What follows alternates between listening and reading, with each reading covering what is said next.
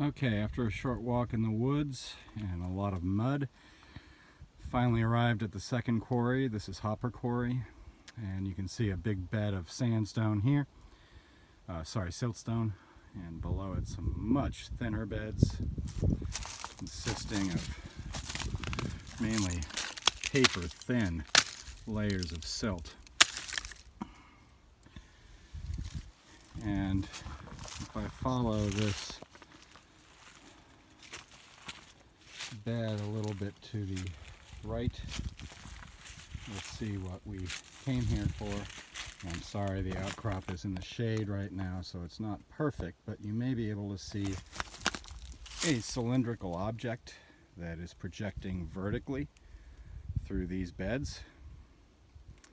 And that cylindrical object is an upright tree trunk with layers of sediment that were deposited around it and then compacted downward.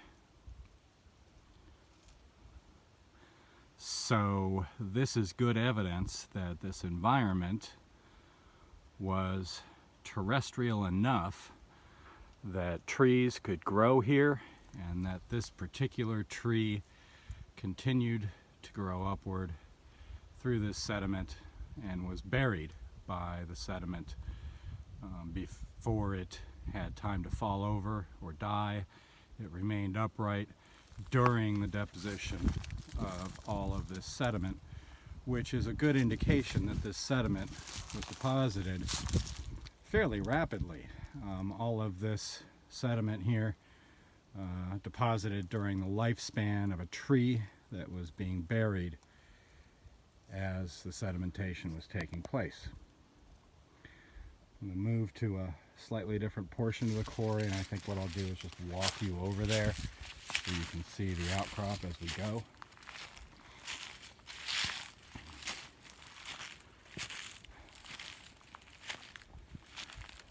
The thing to note here is that these beds are all parallel, and again we have some thin beds and some thick beds, and even the thick beds here consist of numerous thinner parallel beds inside of them.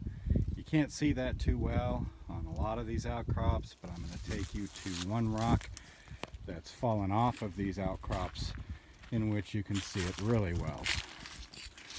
Some of the siltstone that's fallen off the outcrop, like this thin layer here, preserves on it some delicate tracks of organisms that lived on the sediment surface. In some other quarries there have been found dragonfly fossils with wingspans of around 3 feet. Fish fin drag marks have been found here, and I'll take you to one spot where a lot of these trace fossils are pretty well preserved in that silt. I'm going to pause here and take you to a rock that shows the structure of these what appear to be thick bedded sands, and we'll discuss that back in a bit.